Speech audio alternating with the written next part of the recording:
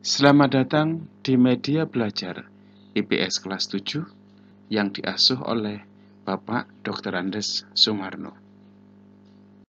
Anak-anakku sekalian, hari ini kita akan membahas bab 4, Masyarakat Indonesia pada masa praaksara, Hindu-Buddha, dan Islam. Dengan sub pokok bahasan, kehidupan manusia pada masa praaksara. Tujuan pembelajaran. Melalui kegiatan pembelajaran menggunakan metode daring, peserta didik dapat menjelaskan tentang identifikasi periodisasi masa praaksara di Indonesia. Anak-anakku sekalian, saya yakin kalian sering mendengar kata-kata masa praaksara. Apa yang dimaksud dengan masa praaksara itu? Masa praaksara merupakan salah satu periode dalam kehidupan manusia ketika manusia yang belum mengenal tulisan. Masa praaksara disebut juga dengan masa nirleka. Nir artinya tidak ada dan leka artinya tulisan, yaitu masa tidak ada tulisan. Masa praaksara dikenal pula dengan masa prasejarah. Mengapa tulisan menjadi pembatas waktu masa praaksara? Aksara atau tulisan adalah hasil kebudayaan manusia. Fungsi utama dari aksara ini adalah untuk berkomunikasi dan membaca tentang sesuatu. Sekelompok manusia yang telah mengenal tulisan biasanya meninggalkan catatan-catatan tertulis kepada generasi berikutnya. Catatan itu dapat berupa batu bertulis atau prasasti dan naskah-naskah kuno.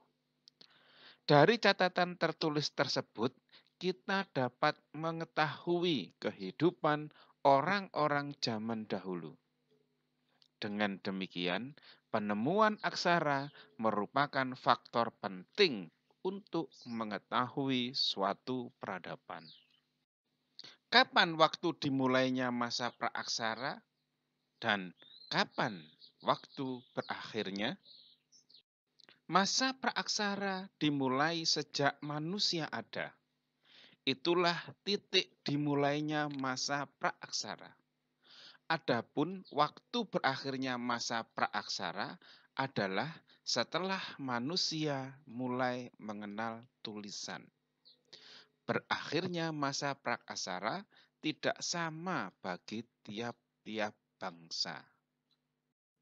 Bangsa Mesir dan Mesopotamia, mereka telah mengenal tulisan kira-kira 3.000 tahun sebelum Masehi. Artinya, mereka telah meninggalkan masa praaksara kira-kira 3.000 tahun sebelum Masehi. Adapun masyarakat di Indonesia mulai mengenal tulisan sekitar abad ke-5 Masehi. Hal ini diketahui dari yupa atau batu bertulis peninggalan kerajaan Kutai yang terdapat di Muara Kaman, Kalimantan Timur. Dengan demikian, bangsa Indonesia meninggalkan masa praaksara pada abad ke-5 Masehi. Bagaimanakah cara mengetahui kehidupan manusia pada masa tersebut? Kehidupan manusia pada masa praaksara dapat dipelajari melalui peninggalan-peninggalan yang ditinggalkan oleh manusia yang hidup pada waktu itu. Peninggalan itu dapat berupa artefak dan fosil.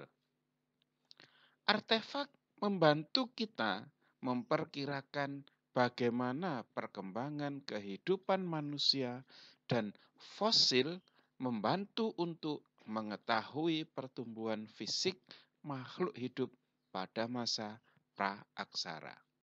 Aktivitas mandiri. Amati benda-benda di bawah ini.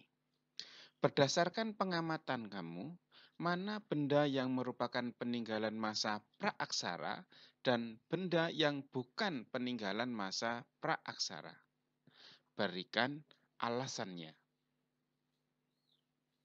Kerjakan di kolom yang tersedia.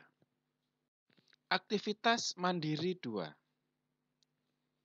Buatlah rumusan pengertian zaman praaksara berdasarkan informasi yang kamu peroleh. Tulis pada kolom yang disediakan. Bandingkan rumusan pengertian masa praaksara buatanmu dengan temanmu. Buat kesimpulan dari kegiatan ini. Menyelesaikan tugas tepat waktu merupakan salah satu bentuk kejujuran dan tanggung jawab. Pembiasaan untuk jujur dan bertanggung jawab di lingkungan sekolah merupakan langkah awal untuk tindak anti korupsi.